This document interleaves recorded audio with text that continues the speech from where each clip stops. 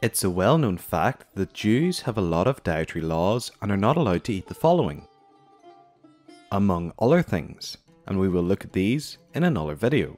Christians, on the other hand, seem to be able to eat nearly anything, despite the fact that the roots of Christianity come directly from Judaism.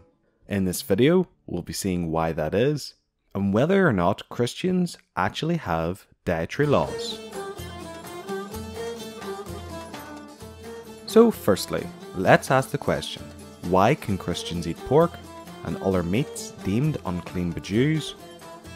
Well, naturally it's due to the key difference between the two religions, which is that the Jews are still waiting for the Messiah, while Christians believe the Messiah has already came and revealed himself.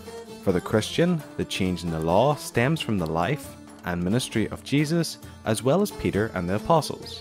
One specific incident in Jesus' life is usually used to show the change in dietary laws. The incident in Jesus' life takes place in the Gospel of Mark chapter 7. In this chapter, Jesus is rebuking some Jewish religious leaders known as Pharisees who were complaining that Jesus' disciples did not follow a practice of ritual cleaning. Jesus pointed out that the Pharisees were being hypocrites as they were careful to follow the outward laws and yet were not living in line with God.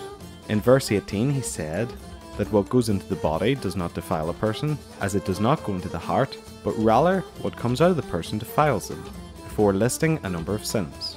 In most translations, verse 19 comments on this by writing in brackets that by saying this, he declared every kind of food acceptable in God's eyes. Now, this seems like a case closed, and that Christians can eat any meat. But note that I said this is in most translations, and that's because old handwritten scriptures sometimes contain footnotes, and some scholars believe that this statement is just a footnote and not part of the actual text. But even without this comment, it's clear that this argument about eating other meats could be made from this text. The next, and possibly most important event in the removal of the dietary laws is found in the book of Acts chapter 15. The book of Acts follows the lives and the work of Jesus' followers, and the transition from Christianity, from being just a Jewish sect, into a wider reaching religion. By the time chapter 15 takes place, many Gentiles or non-Jews were becoming Christians, and this was becoming a real problem as the Jews wanted them to be circumcised and to follow the Jewish law.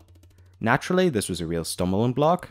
I mean, would you want to give up bacon and get the snip? So the council needed to decide what was the right thing to do. But a few chapters before this, in Acts 10, Peter had a vision of unclean creatures and a voice telling him to eat them. Peter, having been brought up a Jew, told the voice he could not, but the voice told him not to call something unclean if God has made it clean. Peter could not understand what this vision meant until Gentile believers came to see him, and he understood the vision to mean that the Gentiles were not to be looked at as unclean. In Acts 15, the Christian Council decided to make a set of guidelines for the Gentiles, and interestingly, did not tell them to stop eating previously unclean foods, such as pork. There are a couple of places in the New Testament which also say the same thing, for example in 1 Timothy 4, but essentially, after this council, and over time, in the early church, the distinction between the Jewish Christians and the Gentile ones faded away, and the previous Mosaic laws were dropped. At this point, I would like to note that there's still some Christian denominations like the Seventh-day Adventists and the Messianic Jews who still follow the dietary laws, stating that the Gentiles were never explicitly told that they couldn't eat unclean meat. But in the wider scheme of things, such groups are in the minority. So you might be thinking, well then, Christians can eat whatever they want, right? And well, you would be kinda wrong. You could say, Christians aren't meant to eat meat on Friday, which, while true in some traditions, that's all it actually is, a tradition. But Christians are actually forbidden to eat a couple of types of food in Acts 15. These are food offered to idols, meat of strangled animals, and blood. The purpose of the ban on eating foods offered to idols is very simple. It was to show publicly that they did not worship idols, and it wasn't that the dedicated meat was supernaturally harmful. In certain towns, this would have been very hard, and possibly could have meant not eating meat at all for certain people. Naturally, this is not an issue today, well, at least not in the West.